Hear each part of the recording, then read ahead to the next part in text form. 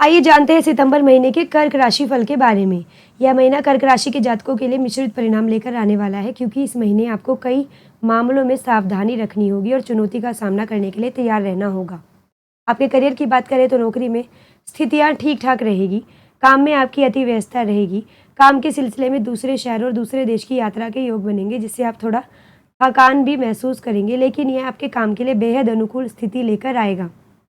इसके अतिरिक्त व्यापार करने वाले जातकों को कुछ चुनौतियों का सामना करना पड़ सकता है और आपको सभी सरकारी नियमों का पालन करना होगा, अन्यथा कोई ना कोई समस्या आपके सामने आ सकती है या कर से संबंधित कोई नोटिस भी आपको प्राप्त हो सकता है। प्रेम संबंधों के लिए महीना अनुकूल रहेगा, प्यार का माहौल रहेगा। देवगुरु बृहस्पति की कृपा से आपके प्रेम विवाह के योग बनते दिखाई दे रहे हैं। विवाहित जातकों की बात करें तो आपके रिश्ते के लिए यह समय उतार चढ़ाव से भरा रहने वाला है। जीवन साथी का झुकाव अपने प्रियजनों की तरफ ज्यादा होगा, जिससे आप दोनों के बीच रस्साकशी की स्थिति उत्पन्न हो सकती है। कभी कभी वह कड़वी बातें भी कर सकते हैं, जो भले ही सच हो लेकिन सुनने में बुरी लगेंगी। आप दोनों के संबंधों में तल्खियां बढ़ सकती है। सावधानी रखना बेहतर होगा और वाद विवाद से बचना होगा। विद्यार्थी के लिए महीना अनुकूल रहेगा। आप पढ़ाई में पूरा ध्यान लगा पाएंगे और इसके परिणाम स्वरूप अच्छे अंकों की प्राप्ति से आपका मन प्रसन्नचित हो जाएगा। पारिवारिक जीवन मध्यम रहेगा। धूप और छांव की स्थिति रहने वाली है। माता जी के स्वास्थ्य में कुछ गिरावट आ सकती है। लंबी यात्राओं के योग बनेंगे। धार्मिक स्थलों की सैर भी करेंगे। विदेश यात्रा की स्थिति भी बन सकती है। स्वास्थ्य में कुछ कष्ट आ सकते हैं। यदि अपने ऊपर ध्यान नहीं दिया तो इस महीने सेहत के प्रति सावधानी रखना बेहद आवश्यक होगा। आर्थिक स्तर पर आमदनी बढ़ेगी और खर्च भी बढ़ेंगे। उनके बीच संतुलन स्थापित करना आपके लिए महत्वपूर्ण होगा। अब चलिए आपके कार्य क्षेत्र के बारे में बात करेंगे। करियर के दृष्टिकोण से महीना वैसे तो अनुकूलता ही दिखा रहा है, क्योंकि दशम भाव के स्वामी मंगल महाराज पूरे महीने आपके द्वादश भाव में विराजमान रहेंगे, जिससे आप काम में अपना सर्वस्व लगाएंगे और अपना 100% योगदान भी देंगे, जिससे काम में आपकी स्थिति मजबूत होने लगेगी। आप काम के सिलसिले में काफ़ी भागदौड़ करेंगे। एक शहर से दूसरे शहर जाना, अलग अलग मीटिंग्स में जाना और विदेश यात्रा करना भी शामिल है। आप अति व्यस्तता के चलते परिवार से कुछ दूर हो सकते हैं, लेकिन आपके काम और आपके करियर के लिए बहुत बढ़िया समय रहेगा।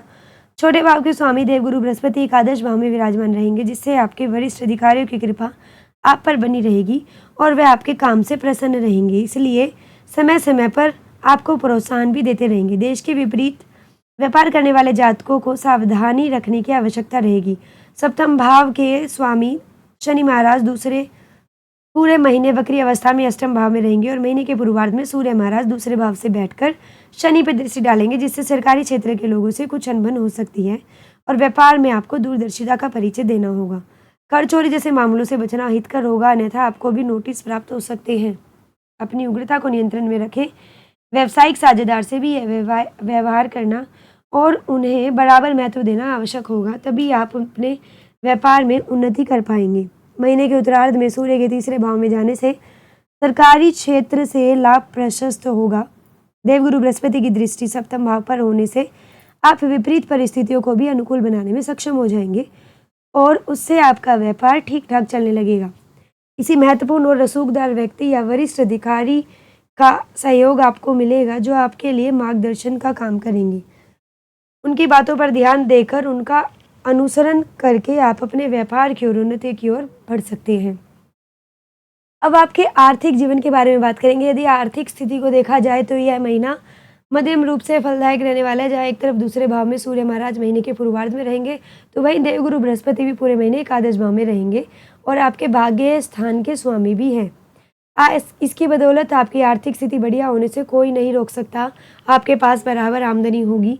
वह आमदनी आप भली प्रकार से प्रयोग भी करेंगे और बैंक बैलेंस में भी बढ़ोतरी होगी, यानी आप धन संचित करने में भी सफल रहेंगे।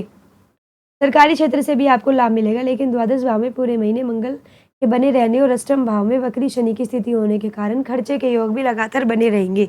इस प्रकार कहे तो एक तरफ से पैसा आएगा और दूसरी तरफ से पैसे जाने के योग भी बनेंगे। आपको अपने धन की सही तरह से प्रयोग करना चाहिए और अपने खर्चों को भी कुछ नियंत्रण में रखना चाहिए। अति आवश्यक खर्च को ही करें। शेष खर्चों में कटौती करने की कोशिश करें और धन आने पर उसे बचत योजनाओं में भी निवेश करने पर ध्यान देंगे तो अच्छी आर्थिक स्थिति आप प्राप्त कर पाएंगे। अब चलिए आपके स्वास्थ्य के बारे में हम बताएंगे। स्वास्थ्य के दृष्टिकोण से यह महीना सावधानी बरतने वाला होने वाला है। वैसे तो आपको स्वास्थ्य जो है वो ठीक रहेगा, लेकिन द्वादश भाव में मंगल महाराज विराजमान रहेंगे और वक्री शनि अष्टम भाव में रहेंगे। यदि आप स्वास्थ्य के प्रति लापरवाही का रवैया अपनाते हैं तो कोई बड़ी बीमारी जन्म दिला सकती है।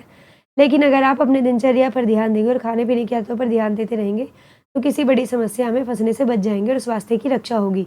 आपको दूसरों के झगड़ों में नहीं पड़ना चाहिए ताकि किसी तरह की चोट या दुर्घटना की संभावना नहीं रहे। महीने का उत्तरार्ध जो है, अपेक्षाकृत अधिक अनुकूल रहने की संभावना है और आपका स्वास्थ्य पहले के मुकाबले और अधिक बेहतर होगा। अब चलिए आपके प्रेम व वैवाहिक जीवन की बात करेंगे। यदि आपके प्रेम जीवन की बात करें तो पंचम भाव के स्वामी मंगल महाराज महीने की शुरुआत से लेकर अंत तक आपके द्वादश भाव में विराजमान रहेंगे, जिससे हो सकता है कि किसी आवश्यक कार्यवश आपके प्रियतम को दूसरे शहर से जाना पड़े और कुछ समय के लिए आप दोनों के बीच में दूरी हो। लेकिन देवगुरु बृहस्पति एकादश भाव में बैठकर पंचम सप्तम भाव को समान दृष्टि से देखेंगे, जिससे आपको यह लाभ होगा कि आपका प्रेम परिपक्व होगा। आप एक दूसरे पर निर्भरता बढ़ाएंगे, एक दूसरे पर विश्वास जमाएंगे और भले ही कुछ समय के लिए आप उससे डर जाए, लेकिन आपका प्यार इससे कम नहीं होगा बल्कि उसमें बढ़ोतरी होगी। प्रेम विवाह के लिए अग्रसर रहोगे और अपने प्रियतम से प्रेम विवाह की बात कर सकते हैं, जो दोनों की रजामंदी से प्रेम विवाह की ओर बढ़ सकती है और आने वाले महीने में आप प्रेम विवाह भी कर सकते हैं। वैवाहिक जातकों की बात करें तो आपके लिए महीना सावधानीपूर्वक व्यतीत करने वाला होगा। वैसे तो सब कुछ ठीक ठाक रहेगा, लेकिन सप्तम भाव के स्वामी शनि महाराज पूरे महीने अष्टम भाव में वक्री अवस्था में रहेंगे, जिससे ससुराल पक्ष के लोगों से अच्छी बातचीत बनाए रखना आवश्यक होगा, क्योंकि जीवन साथी का झुकाव अपने परिवार की ओर ज़्यादा रहने वाला है। ऊपर से सूर्य महाराज दूसरे भाव में बैठकर शनि महाराज को देखेंगे, जो बीच बीच में कुछ कड़वी बातें कर सकता है और मंगल की दृष्टि भी द्वादश भाव से सप्तम भाव पर होगी, जिससे जीवन साथी से खास होने के योग भी बनेंगे। लेकिन सबसे अच्छी बात यह है कि गुरुदेव की अमृत दृष्टि सप्तम भाव पर होने से विवाह की रक्षा करेंगे और आपके बीच संबंधों को मधुर बनाने में सतत प्रयत्नशील रहेंगी, जिससे धीरे धीरे आपका रिश्ता संभल जाएगा और आप एक दूसरे के साथ जुड़ाव भी महसूस करने लगेंगे। अब चले आपके पारिवारिक जीवन की वही बात कर लेते हैं। पारिवारिक तौर पे महीना मिश्रित परिणाम देने वाला होगा। दूसरे भाव के स्वामी सूर्य महाराज दूसरे ही भाव में विराजमान रहेंगे। यह एक अच्छी स्थिति है, इससे परिवार का यश बढ़ेगा, बुजुर्गों का सम्मान होगा, सभी को यथा योग्य सम्मान और आधार की प्राप्ति होगी। परिवार में अपनत्व बना रहेगा, लेकिन वक्री शनि महाराज अष्टम भाव में बैठकर सूर्य महाराज को देखेंगे, जिससे आपके खींचतान होने के योग भी बनेंगे। इसलिए यह बहुत सावधानी आपको रखनी चाहिए, विशेष रूप से ससुराल पक्ष के लोगों से खासुनी करने से बचें। महीने के उत्तरार्ध में 16 सितंबर को सूर्य के तीसरे भाव में आ जाने से स्थितियों में और सुधार होने की उम्मीद बनेगी। शुक्र महाराज 18 सितंबर से आपके चौथे भाव में आ जाएंगे, जो आपके चौथे भाव के स्वामी भी है। इससे पारिवारिक जीवन में समरसता, प्रेम, अपनापन बढ़ेगा। हालांकि महीने के पूर्वार्ध में आपकी माताजी को स्वास्थ्य समस्याएं घेर सकती है, इसलिए उनके स्वास्थ्य का ध्यान रखें। 23 सितंबर को बुध महाराज भी कन्या राशि में तीसरे भाव में आ जाएंगे, जहाँ पर सूर्य पहले से ही विराजमान होंगे। इससे भाई बहनों से आपके संबंध और प्रगाढ़ होंगे। इससे भाई बहनों से आपके संबंध और अच्छे बनेंगे और आपसी प्रेम की भावना बढ़ेगी। एक दूसरे को अपने विचारों को लाभान्वित कर पाएंगे और एक दूसरे के कार्य में मदद करेंगे, जो एक अच्छे रिश्ते की ओर संकेत करता है। तीसरे भाव पर पूरे महीने देवगुरु बृहस्पति की दृष्टि भी रहेगी, जो आपको सफलता प्रदान करेंगे। मंगल महाराज की दृष्टि तीसरे भाव पर होने से बीच बीच में भाइयों से कहासुनी हो सकती है, लेकिन देवगुरु बृहस्पति सब संभाल लेंगे। अब चलिए आपको कुछ उपाय बता देते हैं। आपको प्रतिदिन श्री बजरंग बाण का पाठ करना चाहिए। श्री शंकर भगवान जी और पार्वती माता जी तथा श्री गणेश जी की पूजा नियमित रूप से करें। चंद्रदेव के बीज मंत्र का जाप करना भी आपके लिए अनुकूलता लेकर आएगा। उत्तम गुणवत्ता वाला पुखराज रत्न सोने की मुद्रिका में जड़वाकर अपनी तर्जनी उंगली में गुरुवार के दिन धारण करना भी आपके लिए लाभप्रद रहेगा। ऐसी अन्य राशि को जानने के लिए हमारे चैनल लोक सेवा धर्म को सब्सक्राइब करें व वीडियोस को लाइक करना ना भूलें।